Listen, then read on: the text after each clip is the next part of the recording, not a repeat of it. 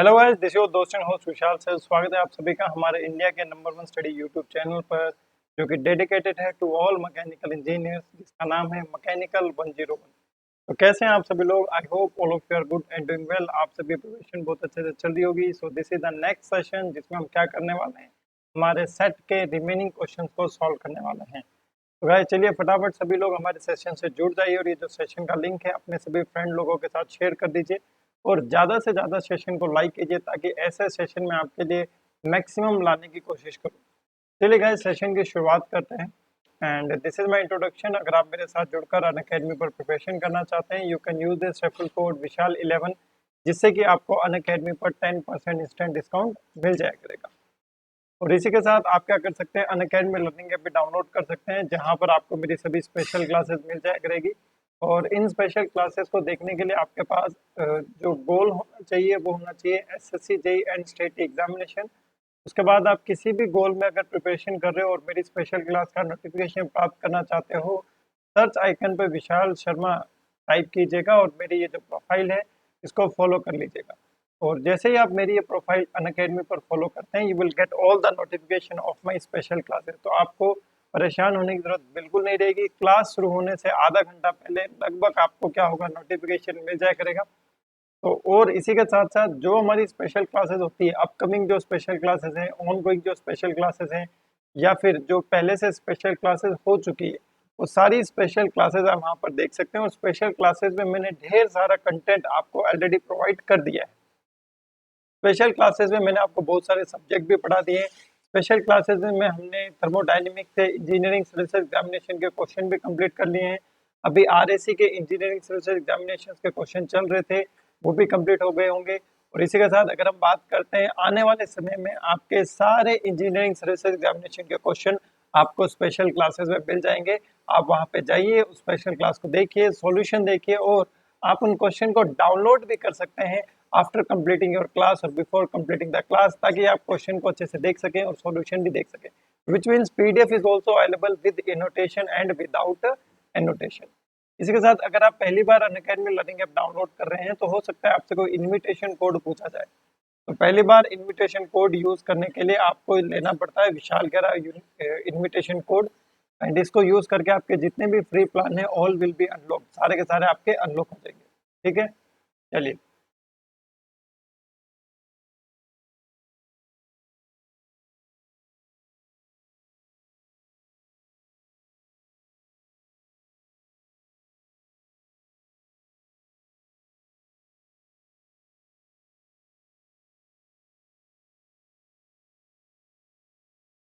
चलिए, this is the question number 71 और यही क्वेश्चन हमें करना था। और मैं थोड़ा सा चेंज कर लेता हूँ मेरे पेन का कलर। चलिए क्वेश्चन को पढ़िएगा गाइस कि what do you mean by the strain. Strain क्या होता है आपका? ये सभी एसएससी जेईई के प्रीवियस ईयर क्वेश्चन है। तो गाइस आपको इजी भी लग रहे होंगे तो भी बहुत बढ़िया बात है, लेकिन ऐसे ही क्वेश्चन आपके जेईई एग्जामिनेशन में आते हैं। ठीक है, और हालांकि अगर हम जो डिटेल में थ्योरी डील करते हैं, वो आपके सभी एग्जामिनेशन पॉइंट ऑफ व्यू से आपको प्रोवाइड की जाती है। स्ट्रेन क्या होता है बेसिकली, यहाँ पर आपको ये बताना है। Strain is the ratio of change in volume to the original volume, जिसे हम कहते हैं volumetric strain. Change in length to the original length, इसे हम कहते हैं longitudinal strain. Change in area to the original cross sectional area, इसे हम कहते हैं एरियल स्ट्रेन। तो ये जो तीनों ऑप्शन आपको दे रखे हैं, ये आपके किसके ऑप्शन है? स्ट्रेन के ऑप्शन है। तीनों ऑप्शन आपके करेक्ट है। ये आपकी कहलाती है वॉल्यूमेट्रिक स्ट्रेन।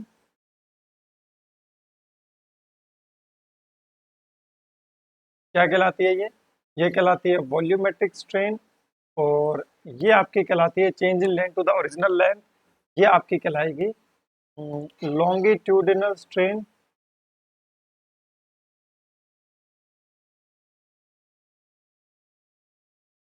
और इसी के साथ ये आपकी कहलाती है आपका aerial strain.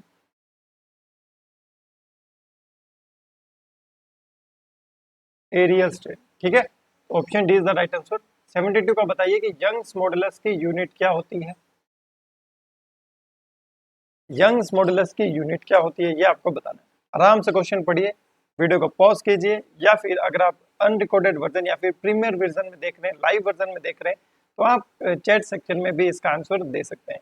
And please note that कि अभी मैं आपके कमेंट नहीं देख पा रहा हूँ, दैट्स वाई मैं आप सभी के कमेंट का रिप्लाई नहीं कर सकता हूँ, लेकिन आपके जो भी मन में जो भी बातें हैं वो आपकी सारी मन की बातें मेरे मन तक पहुंच जाती है। तो आप अपने मन में जवाब दीजिए, कोई दिक्कत वाली बात नहीं है, आपकी सारी बातें मेरे तक पहुंच रही है। But believe me, this thing when this 2500 question will be completed, आपको बहुत कुछ सीखने को मिलेगा। चलिए, तो यूनिट ऑफ यंग्स मॉडुलस क्या होता है? बिल्कुल सिंपल सा है। यूनिट ऑफ यंग्स मॉडुलस क्या होता है? आपको पता है कि जो स्ट्रेस होता है it is equals to the Young's modulus into the strain, और जो यंग्स मॉडुलस की जो यूनिट होती है ये होती है स्ट्रेस डिवाइड बाय स्ट्रेन, और यंग्स मॉडुलस की यूनिट होती है वही जो आपकी स्ट्रेस की यूनिट होती है,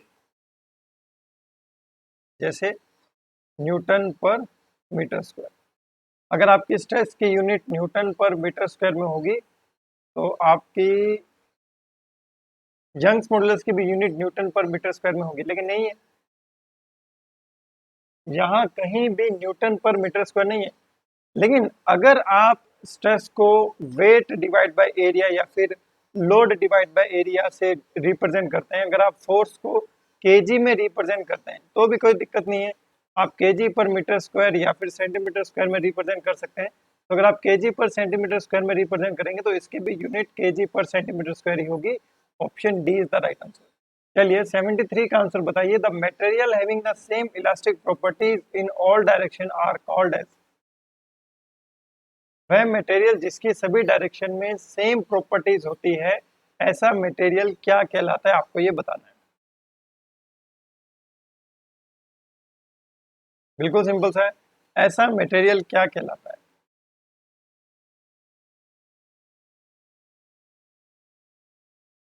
किसी पर्टिकुलर पॉइंट पर अगर सभी डायरेक्शन में प्रॉपर्टी सेम होती है तो वो मटेरियल आपका कहलाता है आइसोट्रोपिक मटेरियल। कैसा material? Isotropic material. Very good, very good. चलिए 74 का बताइए क्या आंसर होगा। The ultimate tensile stress of mild steel compare to the ultimate compressive stress, है ना। अगर हम बात करते हैं टेंसाइल स्ट्रेस और कंप्रेसिव स्ट्रेस की,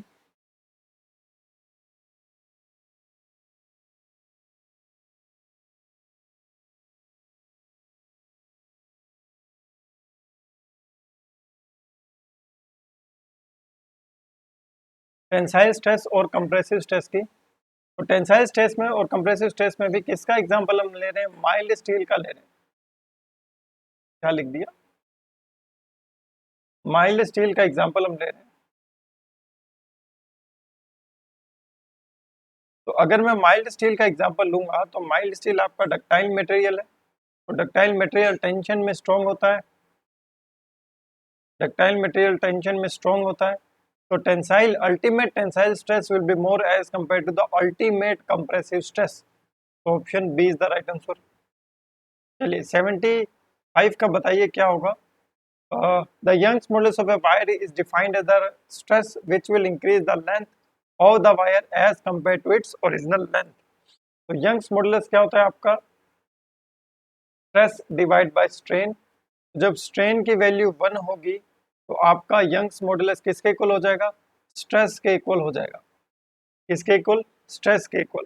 और अगर आपकी स्ट्रेन की वैल्यू 1 है तो which means change in length divide by original length is equals to 1, which means change in length is equals to original length, and which means final length minus initial length, final length minus initial length is equals to length, so final length will be equals to twice of length। अगर आपकी final length पहले की दुगनी हो जाएगी तो आपका strain जो होगा वो 100% होगा, उस केस में जो लोड होगा आपका स्ट्रेस के इक्वल होगा, तो double the amount, which increase the length of wire compared to its original length। मतलब ओरिजिनल लेंथ के कंपैरिजन में हमने कितना इंक्रीज किया? सेम अमाउंट इंक्रीज कर दिया। मतलब ओरिजिनल लेंथ L थी, फाइनल लेंथ हमने क्या किया, इसमें कितना हमने जोड़ा? सेम अमाउंट जोड़ दिया।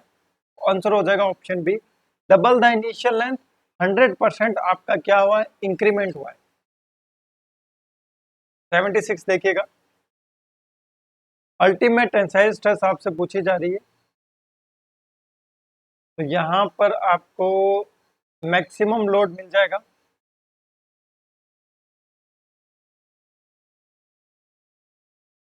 Maximum load divide by area. तो मैक्सिमम लोड कितना, 8 ton divide by original cross section area कितना है, 1 सेंटीमीटर स्क्वायर। तो ये हो जाएगा आपका 8 टन पर centimetre square. Option C is the right answer, B is the right answer. C तो 16 है क्या ना, तो 16 आपका क्या हो जाएगी, ट्रू स्ट्रेस हो जाएगी, ट्रू स्ट्रेस। चलिए 77 का आंसर दीजिए। विच of the following statement about the stress strain method is incorrect. Incorrect चीज आपको यहाँ पे बतानी है, बताओ।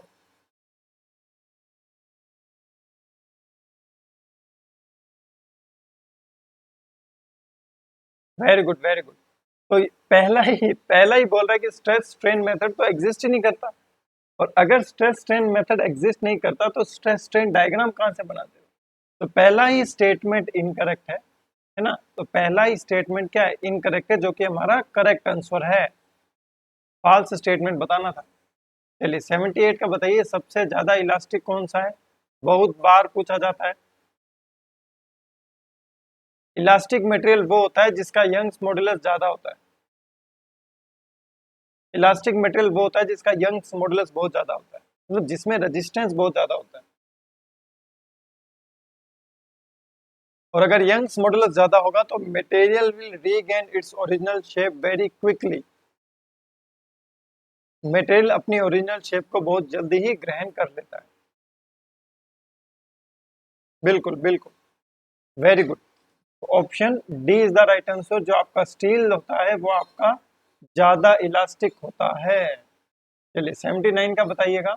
The total elongation produced in A bar of uniform cross sectional area hanging vertically downwards due to its own weight is equal to that produced by weight of same magnitude of the bar applied at the lower end, half the weight applied at the lower end, half the half of the square of the weight, 1/4 of the weight of bar applied at the lower end.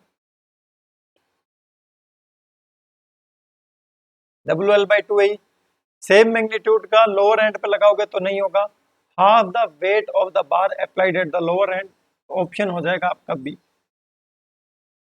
देखिए self weight के कारण जो elongation होता है ना, self weight के कारण जो इलोंगेशन होता है वो होता है WL/2A। तो इसको मैं क्या लिख सकता हूँ, W/2 L/A। तो हाफ वेट को आप लेंथ पे लगाओगे, हाफ वेट को अगर आप एंड पर लगाओगे, उस केस में जो इलोंगेशन होता है वो आपके सेल्फ इलोंगेशन के इक्वल होता है। सेल्फ वेट के कारण होने वाले इलोंगेशन के इक्वल होता है। The property of material due to which it allows to be drawn into a smaller section is called. Wire नहीं है, सेक्शंस हैं, है ना, वायर नहीं है, सेक्शंस हैं।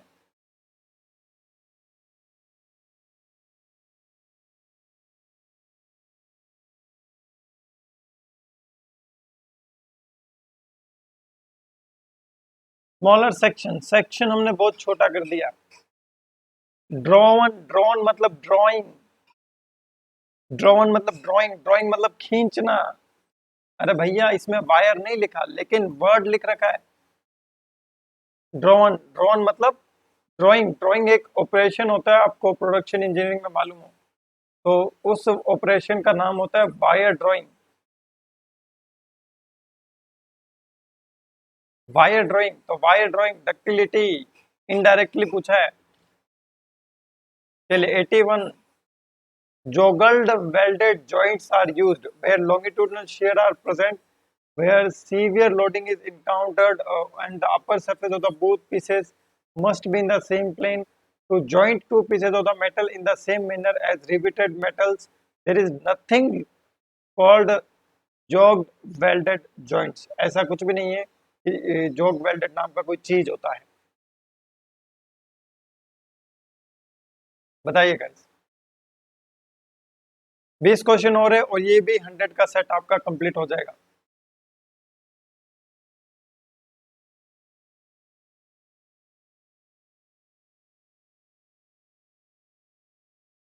चलिए गाइस, ये वीडियो प्रीमियर हो रहा है, आई नो, दैट्स व्हाई मैं आपका रिप्लाई नहीं कर सकता हूँ, तो वीडियो में प्लीज बने रहिएगा। Option B is the right answer. 82 पर आइए। Plain butt weld may be used material up to the approximately.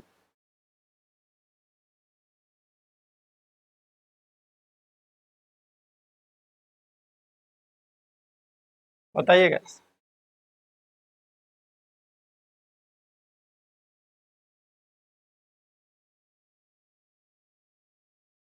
Plain and butt welds may be used on the material up to approximately 25 mm thick. 83 का बताइए। In arc welding, arc is created between the electrode and workpiece due to flow of current, voltage, material characteristics या फिर contact resistance।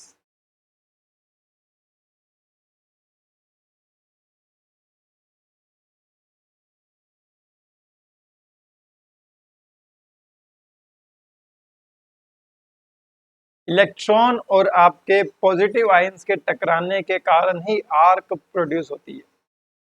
Electron का flow हो रहा है, positive ions का flow हो रहा है, और ये फ्लो क्यों हो रहा है? ये फ्लो हो रहा है आपका because of the flow of current. तो आंसर क्या हो जाएगा आपका? Option A. 84 बताइए। Plug weld joint is used.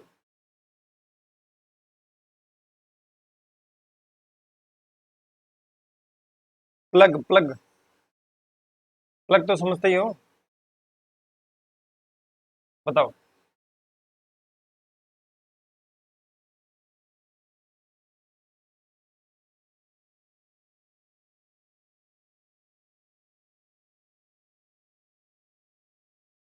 Yep, plug welded joints are used to join the two pieces of metal in the same manner as riveted joint।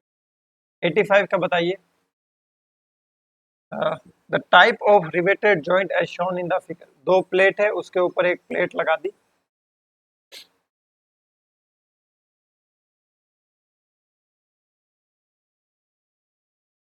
दो plate आमने सामने है, तो इसे हम बोलते हैं बट जॉइंट। अब एक प्लेट पर देखो कितने हैं, एक रो तो ये रही, एक रो ये रही, तो double double riveted butt joint है ये। 86 का बताओ। The main advantage of the shell moulding is that. Shell moulding का मेन एडवांटेज क्या होता है?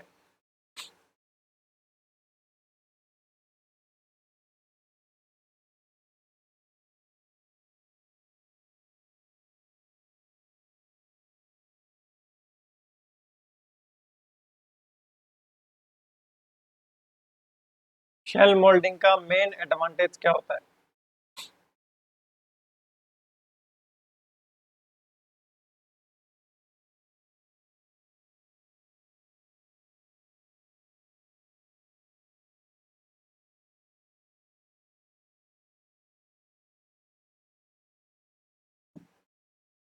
शेल मोल्डिंग में मेटेलिक ऑब्जेक्ट्स यूज में नहीं लिए जाते, है ना, स्ट्रॉन्ग नहीं होते, thin section can be easily produced, ठीक है, और थिन सेक्शन बनने के बाद रिमेनिंग लिक्विड मेटल को अपने बाहर निकाल देते हैं, याद हो तो।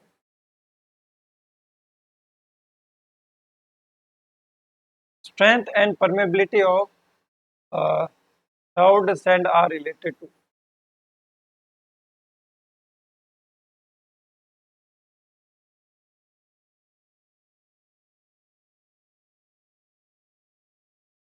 बताइए।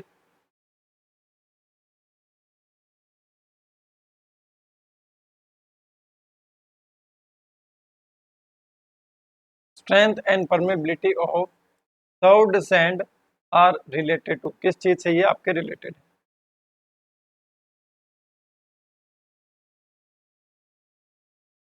तो गाइस, अगर हम बात करें strength and permeability, it is related to the moisture content. 88 का बताओ। For grinding operation in which heat generation must be kept minimum, which of the following bond of wheel must be used. आपको heat generation क्या रखना है, minimum रखना है, तो कौन सा बॉन्ड आपको यूज में लेना पड़ेगा। बिल्कुल सिंपल सा है, बताइए। बिल्कुल बिल्कुल, आपको यूज में लेना पड़ेगा सिलिकेट बॉन्ड। ठीक है, चलिए 89 का बताओ। The grit size of the abrasive used in the grinding mill is usually specified bye.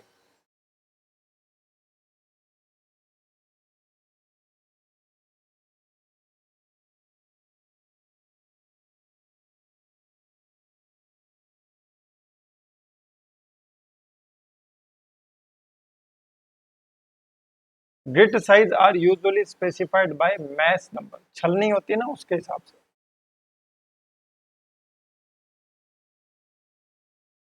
Which abrasive particle would you choose for grinding tungsten carbide tool inserts? बहुत ही हार्ड।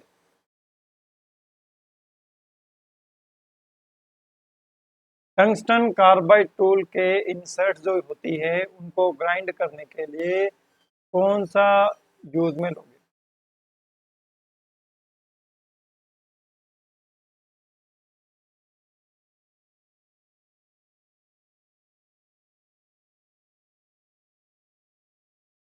तो हम यहाँ पर यूज में लेंगे डायमंड। ओके, 91 का बताइए। बस 10 क्वेश्चन हो रहे आपके, उसके बाद ये सेट भी आपका कंप्लीट हो जाएगा। Free acids in diesel oil for diesel engine lead to.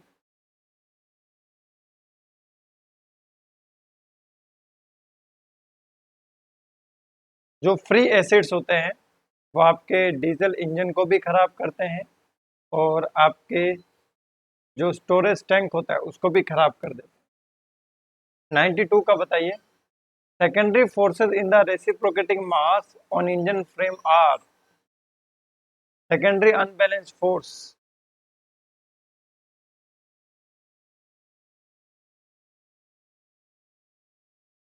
2 omega M omega square R cos theta plus cos theta by 2n।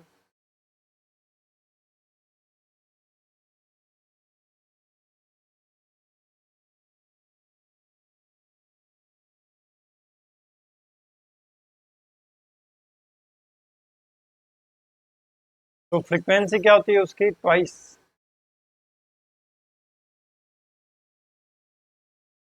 Partial balancing करते हैं हम लोकोमोटिव में, तो क्या होता है, कंप्लीट बैलेंसिंग नहीं की, पार्शियल बैलेंसिंग की है।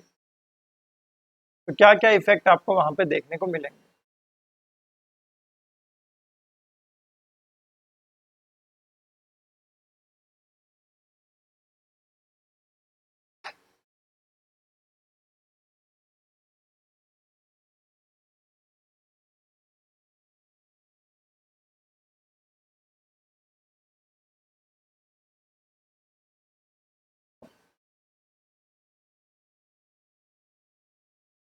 पार्शियल बैलेंसिंग होने से हैमर ब्लो होता है, स्विंग कपल होता है, ट्रैक्टिव इफेक्ट आता है, सब होता है। 94 का बताइए। हाइड्रोस्टेटिक बेरिंग में pressure to lubricant is supplied by. Hydrostatic मतलब स्टेटिक कंडीशन में ही हम जर्नल को ऊपर उठा देते हैं। एक तो होती है हाइड्रोडायनेमिक, जिसमें डायनेमिक एक्शन से metal to metal contact avoid होता है। हाइड्रोस्टेटिक में एक्सटर्नल पंप की सहायता से मेटल टू मेटल कांटेक्ट को स्टेटिक कंडीशन में अवॉइड कर देते हैं टरबाइन वगैरह में, और कंटिन्यूसली सप्लाई चाहिए होती है यहाँ पे। तो आंसर क्या हो जाएगा आपका, एक्सटर्नल सोर्सेस, ऑप्शन ए। 95 का बताइए। डिफरेंशियल गियर का ऑटोमोबाइल में क्या फंक्शन होता है।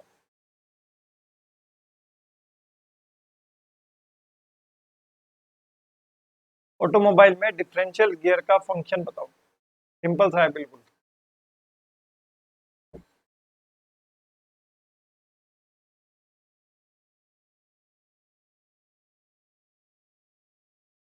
भैया ये जब टर्न लेता है तो इनर व्हील और आउटर व्हील को अलग अलग रोटेशन प्रोवाइड करता है for the same per unit time. और अगर हम बात करते हैं इनर व्हील की स्पीड कम कर देता है, आउटर व्हील की स्पीड बढ़ा देता है। तो 95 का आंसर क्या हो जाएगा आपका? ये टर्निंग में हेल्प करता है। 96 का बताइए।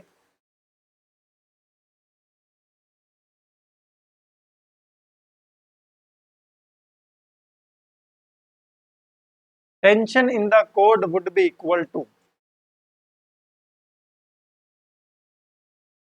कोड में कितना टेंशन होगा? बिल्कुल सिंपल सा देखो, मान लीजिए ये टेंशन, ये टेंशन, ये टेंशन, ये टेंशन, ये ऑब्जेक्ट नीचे जाएगा, ये ऑब्जेक्ट आपका ऊपर आएगा। ठीक है, इंटू जी कर दो फोर्स हो जाएगा, इंटू जी कर दो फोर्स हो जाएगा, tension T, tension T, tension T, tension T. ठीक है, पहले तो इसको एनालिसिस कर लो 30 kg वाले को। तो ये नीचे जा रहा है तो 30 इंटू एक्सिलरेशन बराबर में ऊपर नीचे की तरफ क्या फोर्स लग रहा है? 30 इंटू जी माइनस का ऊपर की तरफ लग रहा है टी। 20 ऊपर जा रहा है तो 20 इंटू ए, ऊपर की तरफ फोर्स लग रहा है टी, नीचे की तरफ लग रहा है 20 इंटू जी। आपको टेंशन निकालना है तो क्या करोगे?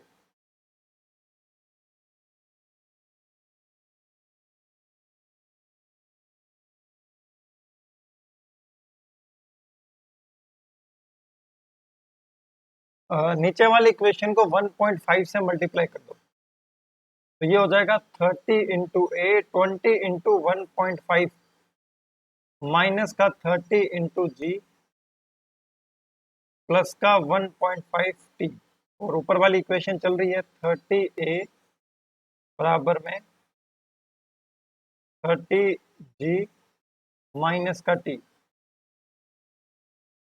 दोनों इक्वेशन को घटा दो, माइनस माइनस माइनस, 30 से 30 गया, माइनस 30 और 30 जी, माइनस 30 जी माइनस का 60 जी,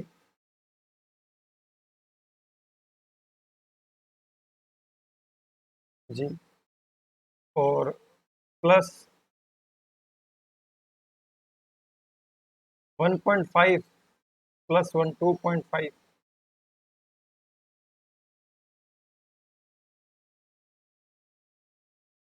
तो टी कितना आएगा?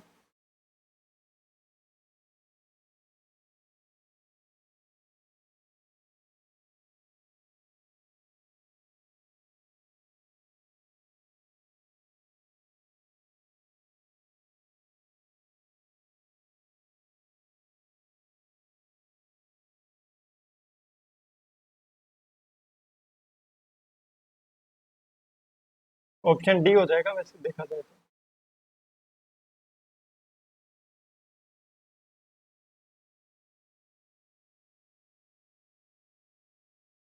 तो कैल्सी है।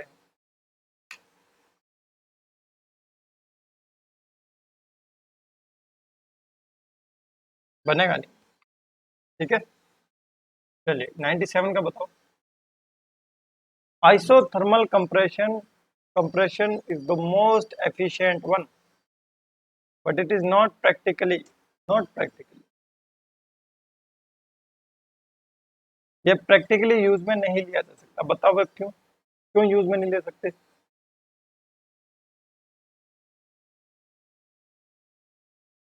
आइसोथर्मल कंप्रेशन मतलब कंप्रेशन इंटरकूलिंग इन इनफाइनाइट इंटरकूलिंग करना पड़ेगा। इनफाइनाइट इंटरकूलिंग करेंगे तो process will be extremely slow, so you have to follow the extremely slow process. The compressor has to run at a very slow speed to achieve isothermal compression. 98 का बताइए। Body का wait है 1000 kg, 8 centimetre गिरता है, इतनी centimetre spring को strike करता है, स्प्रिंग में कितना डिफॉर्मेशन होगा? तो kinetic energy of the body, और we can say the potential energy of the body equal to the strain energy stored in the spring. तो कितना मास है? 1000 kg into acceleration due to gravity. कितने centimetre से गिर रहा है? 8 centimetre से गिर रहा है। और बाकी अगर हम बात करें स्प्रिंग का स्टिफनेस भी आपको केजी पर सेंटीमीटर में दे रखा है, तो जी यूज मत लो। इंटू 8 कर दो, 1/2 स्प्रिंग का स्टिफनेस 500 इंटू एक्स का स्क्वायर, तो ये कितना हो जाएगा, 5 बन जा 5, 5 2,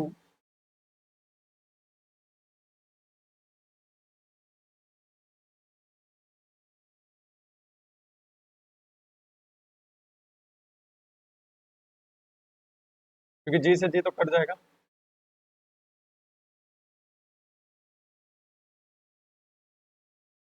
तो भी नहीं बन रहा, एक्स स्क्वायर 8 2 जा 16, 16 2 जा 32,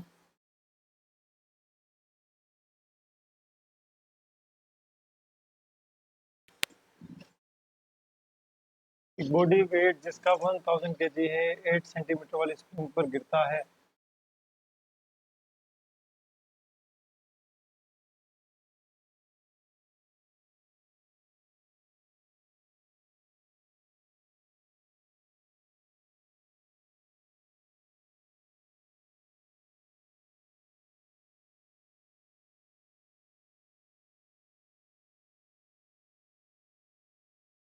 अच्छा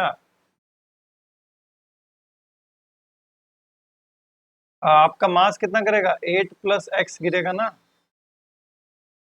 क्योंकि देखिए मास है ये आपका, ये मान लीजिए स्प्रिंग है, दबने के बाद स्प्रिंग यहाँ पहुंच गई, तो मास ने कितना डिस्टेंस ट्रेवल किया, 8 और ये एक्स,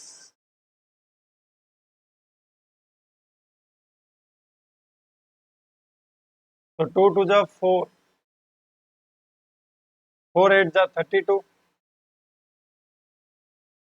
तो X square minus 4x minus 32 equal to 0, 8 और 4, तो एक्स स्क्वायर माइनस का 8x प्लस का 4x माइनस का 32 इक्वल्स टू 0, तो ये हो जाएगा x minus 8 x plus 4 equals to 0, तो x इक्वल्स टू 8 सेंटीमीटर या फिर माइनस का 4 सेंटीमीटर, माइनस तो होगा नहीं, प्लस का 8, option A is the right answer. चलिए 99 का बताइए कि कौन से यूनिट एनर्जी की होती है, which of the following is the unit of the energy,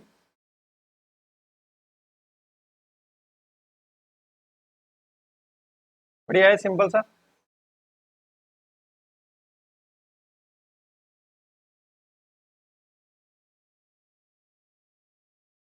unit of energy is joule, newton metre भी जूल, इलेक्ट्रॉन वोल्ट भी joule, option D is the right answer. चलिए 100th क्वेश्चन पे आते हैं, और इस क्वेश्चन का आंसर आप सभी लोगों को कमेंट सेक्शन में कमेंट करके देना है, ठीक है, ओके।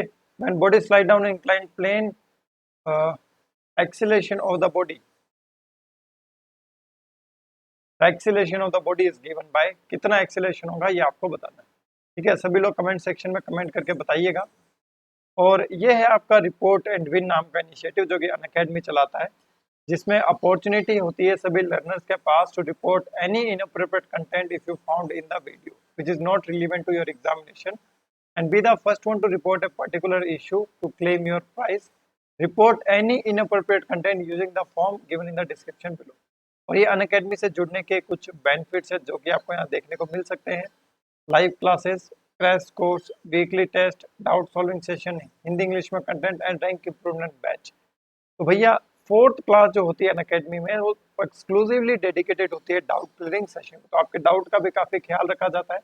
और अगर आप सब्सक्रिप्शन लेना चाहते हैं तो आप एसएससी जेई और एई कैटेगरी में सब्सक्रिप्शन लीजिएगा, और आप 1 साल या 2 साल का सब्सक्रिप्शन ले सकते हैं। जैसे आप विशाल का कोड यूज में लेंगे तो आपकी जो सब्सक्रिप्शन फीस है उसमें आपको डिस्काउंट मिल जाएगा, आपकी मनी सेव हो जाएगी।